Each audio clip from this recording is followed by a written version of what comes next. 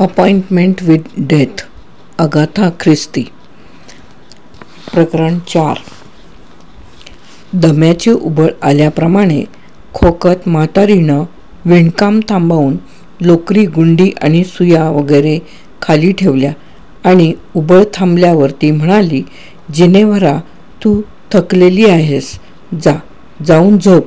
यंत्रवत तिच्या बोटांनी चालवलेलं विध्वंसाचं काम तिनं थांबवलं आणि आईकडे रोखून पाहत ती म्हणाली, मी थकलेली नाही. डॉक्टरांना तिचा आवाज मंजूळ वाटला. साध्या बोलण्यालाही सुरेल संगीताचा गोडवा देण्याचा गुण तिच्या आवाजात होता. नाही म्हणू नकोस, तू खरोखरीच थकलेली आहेस. मला ते नेहमी ओळखता येतं. उद्या प्रेक्षणीय स्थळं पाहणंही तुला झेपणार नाही, पण मी प्रेक्षणीय स्थळं पाहायला जाणारच आहे. मी थकलेली वगैरे नाही, चांगली ठणठणीत आहे. करड्या आवाजात म्हातारी गुरगुरली. नाही, तू जाणार नाहीस, आजारी पडशील. मी जाणारच मी. मुलगी थरथर कापत ओरडली. नादिन समजुतीच्या स्वरात म्हणाली, चल जिनी, मी तुझ्याबरोबर येते. नाही, तिला एकटीलाच जाऊ दे, म्हातारी कडकपणे म्हणाली.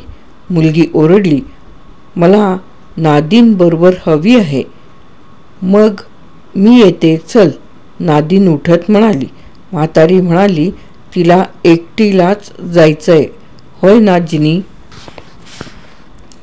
एक क्षणभर थांबून जिनेव्हरा म्हणाली, हो, मी एकटीनंच जाणं बरं. थँक्स नादिन. आणि ती उठून चालू लागली. तिच्या हालचालीत एक प्रकारचा डौल होता. डॉक्टरांनी मासिक थोडं बाजूला करून म्हातारीकडे पाहिलं. आई आपल्या मुलीची काळजी घेत होती. तिच्या लठ्ठ गुबगुबीत चेहऱ्यावर समाधानाचं हसू फुटलं. नंतर तिनं आपली नजर नादिनकडे वळवली.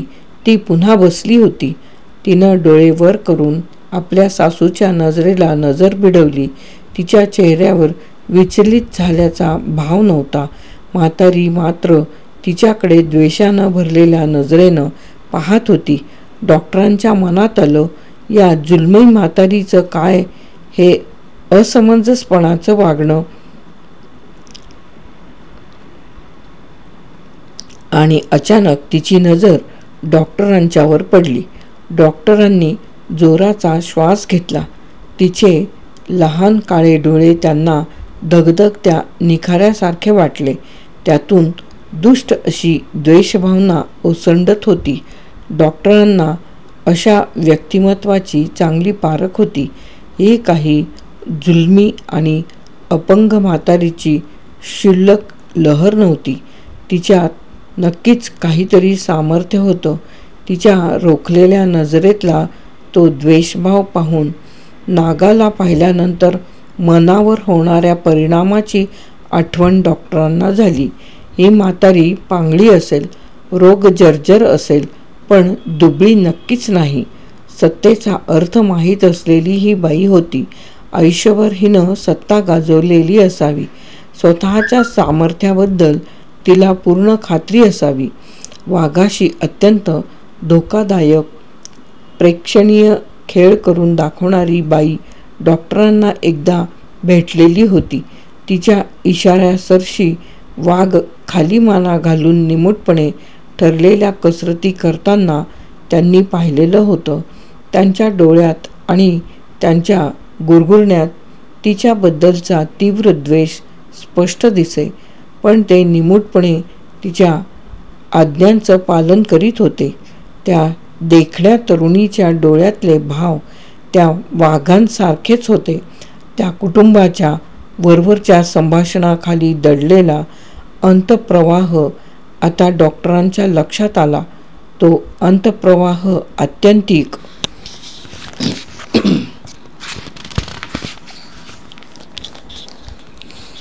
द्वेषभावनेचा होता.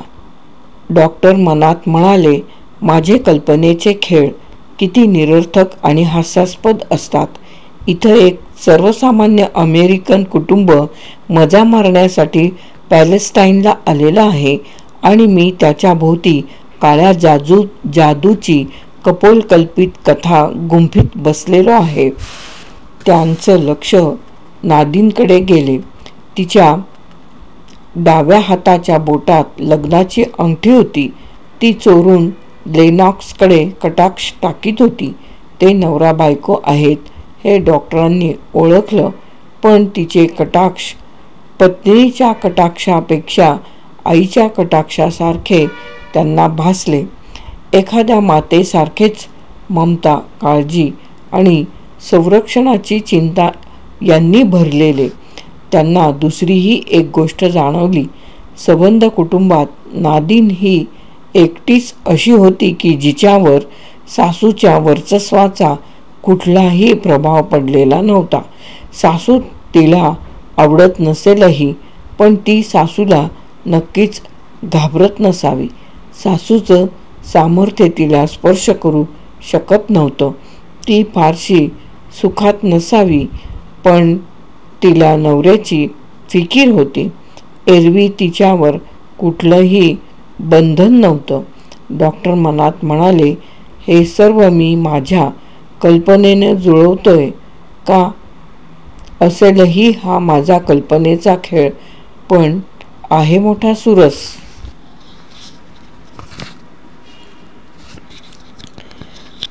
प्रकरण 4 येथे समाप्त.